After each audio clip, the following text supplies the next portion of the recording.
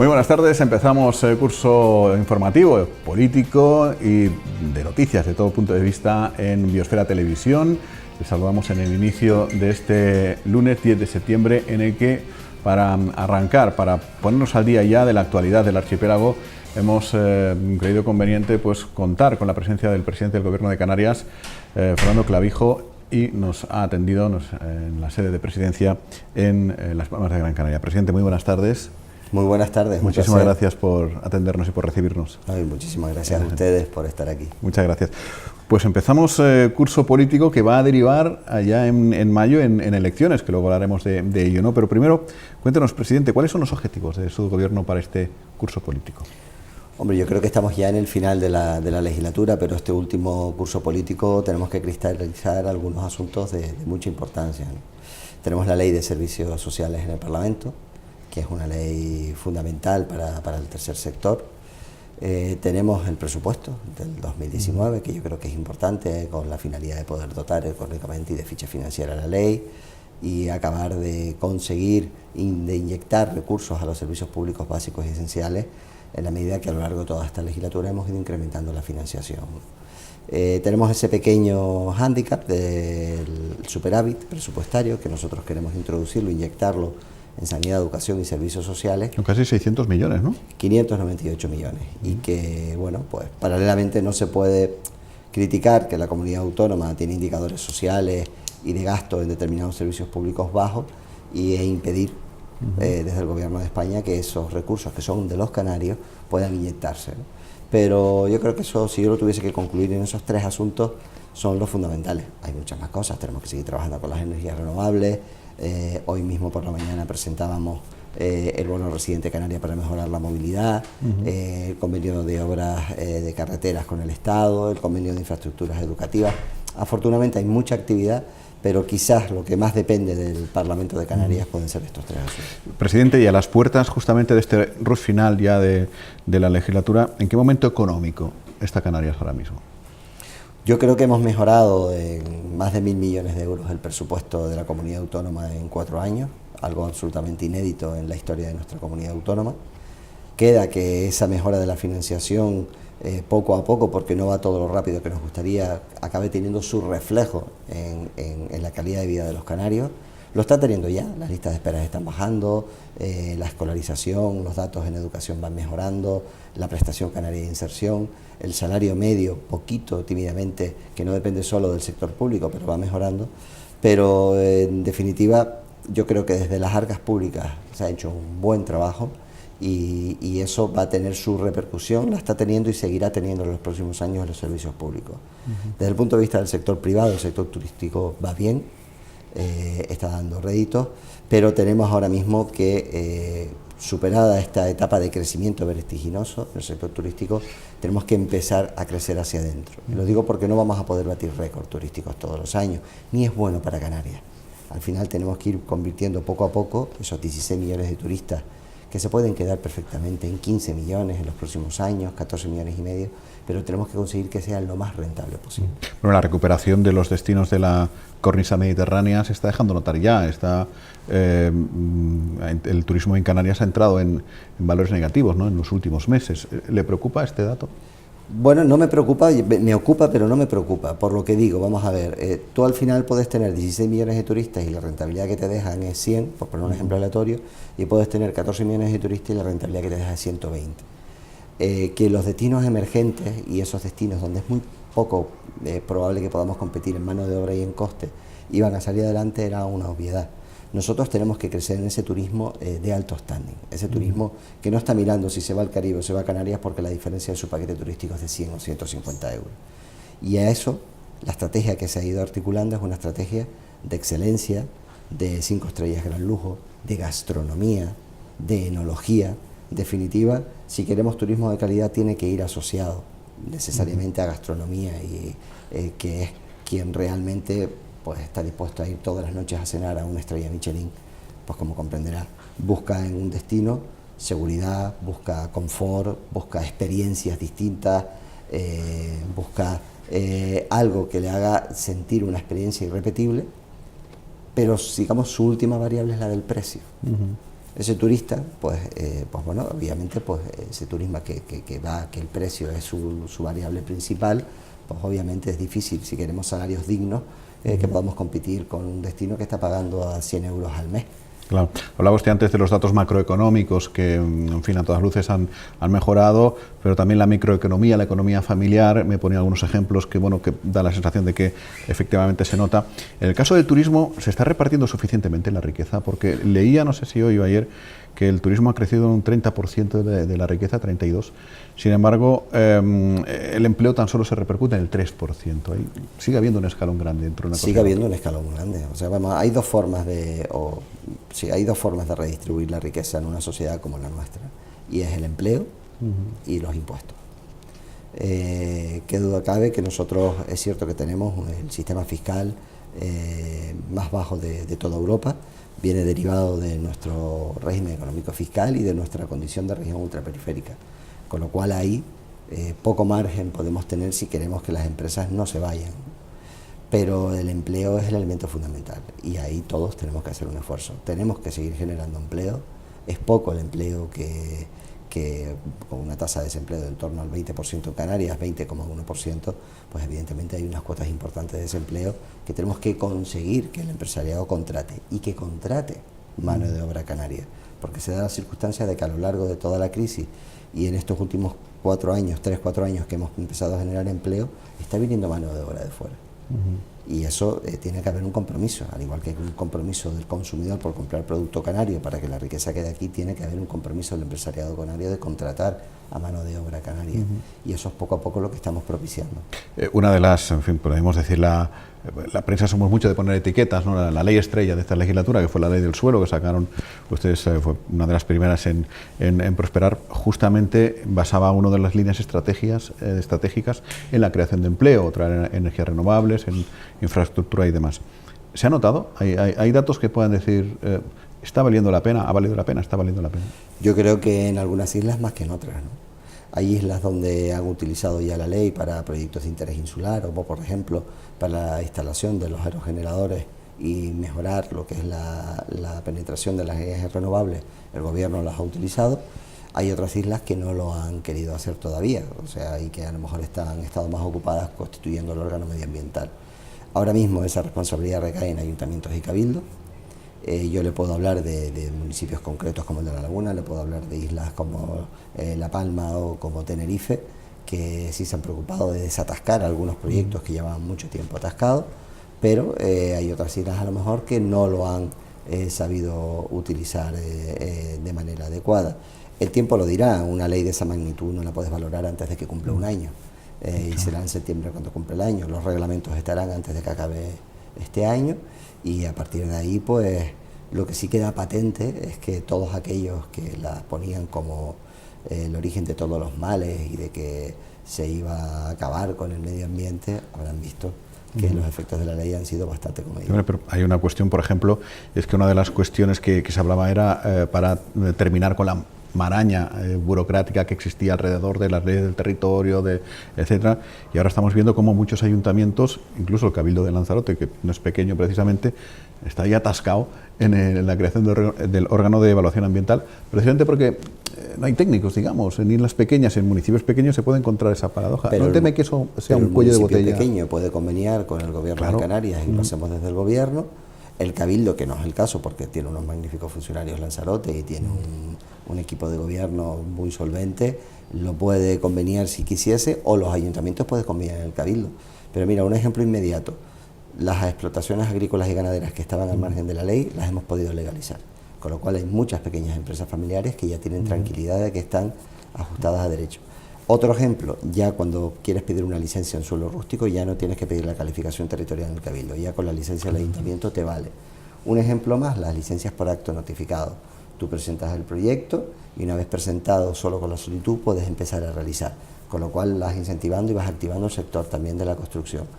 Yo creo que son ejemplos prácticos, que no todo es un gran proyecto, sino son pequeñas medidas que son las que generaban muchísimo retraso y muchísima desesperación de los ciudadanos, y que todo eso se ha agilizado y que el efecto ha sido ya inmediato, sí, sí, y se ha visto. Los servicios de los ayuntamientos, de los cabildos, que tenían que dar las calificaciones territoriales, ya no tienen que darlas, con lo cual ya tienen esos recursos para hacer otras actividades. Su gobierno se ha caracterizado, entre otras cosas, por acercar, digamos, la decisión de no pocas cuestiones a la administración más cercana, ayuntamientos y cabildos, la ley del suelo, el destino de los fondos del FEDECAN. Ahora se está legislando la ley de vivienda del alquiler vacacional. Los alcaldes nos han dicho, presidente, afloja un poco que nos estás tupiendo a responsabilidades. No, lo han pedido ellos, ¿sí? Vamos a ver. Al final somos, yo creo que si queremos entender una Canarias como un todo homogéneo, estaríamos tapándonos los ojos ante la realidad, ¿no? La realidad turística de Lanzarote no es la misma que la de La Palma. La regulación en el alquiler vacacional en Lanzarote, con las dificultades que estamos teniendo con los alquileres, que hasta profesionales, médicos, profesores, que a lo mejor van destinados allí, no quieren ir, porque es que los alquileres están muy altos, porque la presión turística en una isla de éxito como Lanzarote es muy alta, no tiene nada que ver con la de La Gomera, La Palma o el Hierro, donde a lo mejor el alquiler vacacional sí tiene que tener una posibilidad de mayor flexibilidad en esas islas, que no tiene tanta presión turística como la de Lanzarote. A lo mejor en Lanzarote tenemos que resolver el problema de las villas. Oye, fantástico, porque existen. Pero claro, no podemos disparatar eso, porque si no va a ser imposible que los ciudadanos de Lanzarote puedan vivir allí. El precio del alquiler va a ser tan alto que con los sueldos que se pagan no van a poder vivir. Por lo tanto, si queremos tener la misma regulación para La Palma que para Lanzarote, le estaríamos haciendo un flaco favor a los ciudadanos de La Palma o a los de Lanzarote. Porque imagínense, digo, no, permitimos el alquiler vacacional. En una isla como Lanzarote se disparan los precios, pero La Palma no va a tener esa repercusión en el alquiler. Por eso lo que estamos es tratando de actuar y de gobernar teniendo en cuenta las circunstancias de cada isla. Porque lo otro es gobernar como desde Madrid. La central, España es una, y claro, se cometen muchas injusticias. Y podríamos generar un problema grave en Lanzarote o un problema grave en La Palma o en La Gomera o en Fuerteventura. Vamos a hablar de educación. El debate de moda es el famoso de los eSports, los videojuegos o tal, a la liga en los institutos. ¿Lo han pensado bien? Es decir, ¿la gente lo está entendiendo? ¿Cómo? Bueno, yo creo que la gran parte de la gente lo entiende. Luego, como todas las cosas, hay personas que intentan coger algo para hacer labor de oposición, ¿no? Yo de entrada tengo que decir primero que es un tema voluntario. Han sido centros escolares quienes han querido apuntarse. Segundo, que no está en las aulas, como dicen algunos. Es una actividad extraescolar, como la es el balonmano, como la es el ajedrez, como la es el ping-pong o el voleibol. En tercer lugar, eso es algo que está en toda Europa. Es decir, está en Alemania, está en Madrid, está en Inglaterra, está en Finlandia. Es decir, tanto que nos gusta flagelarnos y decir que estamos a la cola de la educación, que ya no estamos a la cola, que hay otras comunidades autónomas a la cola, que hemos salido afortunadamente en estos 3 años de la cola. Resulta que lo que es bueno en sistemas educativos que ponemos como referentes a los que nos tenemos que mirar, resulta que aquí lo que se hace en la plataforma para ir en contra de lo que están haciendo ya otros países con sistemas educativos que esos mismos están poniendo como ejemplo.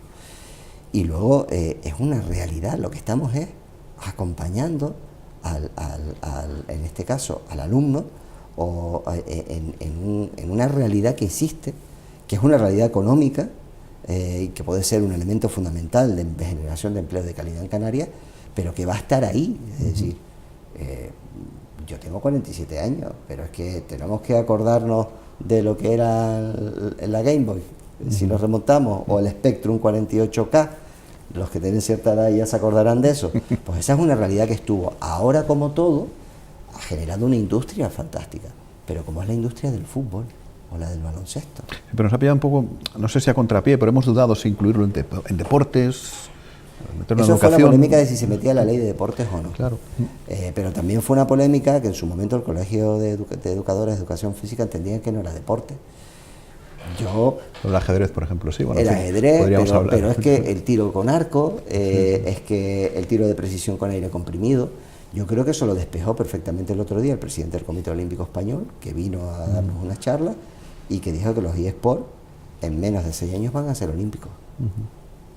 Pues porque es que en su momento el balompié, que fue en Inglaterra, era una cosa media redonda morfa a la que se le daba patada. ¿Quién iba a imaginar que se iba a generar lo que hoy en día es el fútbol. De todas formas, uno de los grandes debates, hay muchos, pero vamos, ni tenemos tiempo para abordarlos todos, pero uno de los grandes debates que resume muchos es esa frontera que se ha marcado, o el intento de alcanzar el 5% del PIB en educación en el 2022. ¿No? Hay una plataforma y ¿se va a poder llegar? ¿Ha asumido su gobierno perfectamente esta cuestión? Nosotros lo hemos asumido primero porque es la ley, pero es que yo creo que del mandato anterior, donde el consejero de Educación era José Miguel Pérez, secretario general del Partido Socialista, y de este mandato, el incremento presupuestario en educación no tiene nada que ver con los 4 años anteriores con este.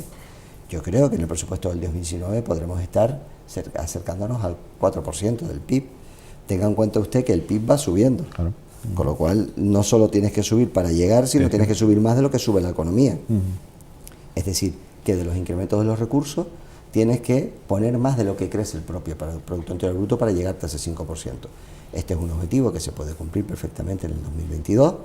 Para poder cumplirlo, entre otras cosas, el Gobierno de España, el señor Pedro Sánchez, debería dejarnos invertir ese superávit, que son 598 millones de euros, y nos acercaría mucho más a ese 5% del Producto Interior Bruto como referencia. Y yo además no lo veo como gasto, lo veo como una inversión, porque todos los recursos que pongamos en la Consejería de Educación es una inversión para el futuro, es una población más educada, con mucha más capacidad, y sobre todo garantiza el futuro de esta comunidad autónoma.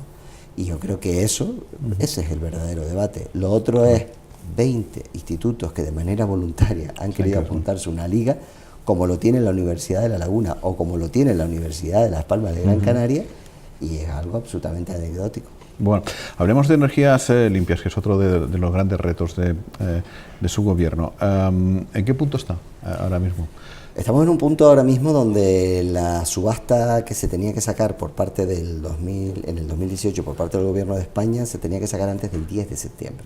Con lo cual estamos en un punto clave para saber si podemos llegar al objetivo del 2025 del 45%, o si el cambio de Gobierno de España trunca esa posibilidad y nos obliga a revisar el objetivo a la baja. Porque todos los proyectos ahora mismo están en marcha, se están construyendo. Lanzarote es un ejemplo absoluto, y su cabildo con su presidente Pedro Sanginés a la cabeza, un ejemplo claro de cómo con fondos del desarrollo de Canarias están haciendo un salto absolutamente sin precedentes en esa isla hacia las energías renovables, vinculadas además a la desalación del agua, que tiene un efecto todavía mucho más positivo, porque abarata el precio y hace más competitiva la economía de la isla, no solo en el consumo energético, sino también en la producción y el consumo del agua. Yo creo que ahí hay que felicitar a Pedro Sanginés por el magnífico trabajo que está haciendo, y lo que queremos ahora mismo es que se produzca esa subasta para poder los empresarios acceder a un nuevo cupo remunerado y que pueda darnos, insisto, en esta legislatura un salto sin absolutos precedentes. Ha comentado antes que el gran reto antes de mayo es sacar adelante la ley de servicios sociales, obviamente junto con el presupuesto. De un gobierno en minoría, hay campaña electoral dentro de 10 minutos. ¿Teme que pueda influir la campaña electoral en todo esto? Es probable que influya, y es probable que muchos posicionamientos de algunos partidos que están en la oposición tengan que ver más su posicionamiento de cara a las elecciones del 2019 que de cara al interés general de los ciudadanos. Pero yo tengo que hacer el trabajo que tengo que hacer.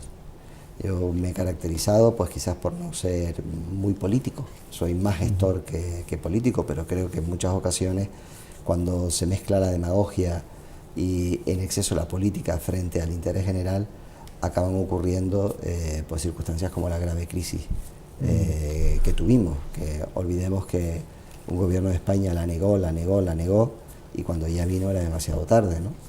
Y eso pues al final pasa consecuencias y se truncan vidas, se truncan sueños, se truncan familias, pues por no ser serio, responsable y riguroso con la gestión.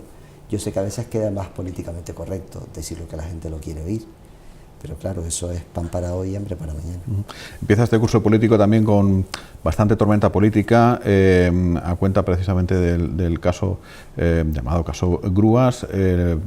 Piden moción de censura, Podemos apunta, el PSOE se lo piensa. ¿Hasta qué punto le distrae todo esto? Y obviamente sí me gustaría que reflexionara acerca de esa situación personal que está viviendo. Bueno, vamos a ver, de entrada lo que yo he hecho es pedir una comparecencia a petición propia en el Parlamento, la tendré el próximo día 11, para poder explicar, ¿no?, que fue una actuación derivada de cuando yo era alcalde de La Laguna, en el que un servicio público, que es la retirada de vehículos de la vía pública en un municipio como La Laguna, casco histórico, universidad, patrimonio, entra en desequilibrio económico-financiero, y lo que hacemos es secuestrar la concesión, rehabilitarla, y ganando dinero el ayuntamiento, porque cobramos el tipo de interés, volverla a poner en funcionamiento y que siga prestándola al concesionario. Básicamente es eso.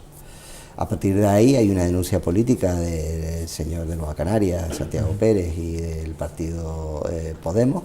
Hay una denuncia respecto a esas actuaciones, cuando ellos en los plenos habían estado a favor de las mismas, y además están las intervenciones. El señor Santiago Pérez pues avalaba el préstamo y avalaba la actuación que estaba haciendo el ayuntamiento, y además lo dice de su propia voz en un pleno, pero luego con posterioridad pues presenta la denuncia. A partir de ahí, lo que dice en este caso el fiscal es que en la concesión de ese préstamo no hay un plazo de devolución y no hay una garantía de que se devuelva. Y además la jueza dice que la gestión era de manera indirecta. En el acuerdo de la Junta de Gobierno local, que no es un acuerdo mío, está tanto el plazo como la garantía de devolución, como que el servicio estaba secuestrado desde enero, con lo cual era gestión directa, era como si le diese dinero a un departamento del ayuntamiento. Yo creo que eso va a quedar todo perfectamente claro y explicado, y lo explicaré en el Parlamento, lo explicaré si tuviese que hacerlo ante la sede judicial, y estoy absolutamente convencido, tengo la firmeza absoluta de que se actuó ajustado a la legalidad y además poniendo por encima los intereses de la Laguna. Bueno, es usted candidato ya oficial a la presidencia del Gobierno por su partido. Solamente se conoce otro candidato al Parlamento, es el incombustible señor Curvelo, de la agrupación Gomera Socialista. ¿En qué momento llega su partido, ya con esto terminamos, presidente, a esta pre-campaña, podemos decirlo ya, de las elecciones de mayo del 19? Yo creo que el partido, primero, hemos hecho un profundo proceso de renovación. Yo soy fruto de esa renovación. Es un partido que, a pesar de las dificultades que se tuvieron cuando se produjo el cambio de candidato y el estrés al que fue sometido a las distintas organizaciones, ha cerrado filas y tenemos un partido cohesionado y unido. Migdalia, mi secretaria general en Lanzarote, es un ejemplo claro también de gente joven, preparada y capaz, diputada por Lanzarote y además haciendo un magnífico trabajo en la organización. Y yo creo que llegamos pues con la tarea hecha del trabajo de cercanía, del trabajo de renovación en los órganos del partido. Estamos ahora designando los candidatos, pero sobre todo con la reflexión hecha de que hemos hecho cosas muy buenas en el pasado, hemos hecho cosas no tan buenas y que las tenemos que corregir. Y ese propósito de enmienda se refleja en la gestión que hemos hecho en estos últimos 3 años y poco ya, 3 años y 3 meses, en instituciones como puede ser el Cabildo de Lanzarote, donde bueno, la isla ha crecido y se ha desarrollado sin precedentes con la estabilidad política que ha dado Pedro Sanginés, pero también lo hemos hecho en el Gobierno de Canarias, con no solo la mejora presupuestaria, sino logros como la enseñanza bilingüe por primera vez en el sistema público educativo canario, como la introducción de las renovables, con las mejoras presupuestarias, como la ley del suelo, como un fondo de desarrollo que tiene en cuenta las realidades de cada isla y que está permitiendo avanzar en infraestructuras. Y bueno, puedo seguir hablando en muchas áreas donde yo creo que en estos años ha avanzado notablemente. Bueno, pues tendremos tiempo de seguir repasándolo de aquí a mayo. Presidente, muchísimas gracias. Gracias a ustedes. Buenas tardes. Pues aquí lo dejamos, la programación de Biosfera Televisión que continúa y mañana más por nuestra parte. Buenas tardes.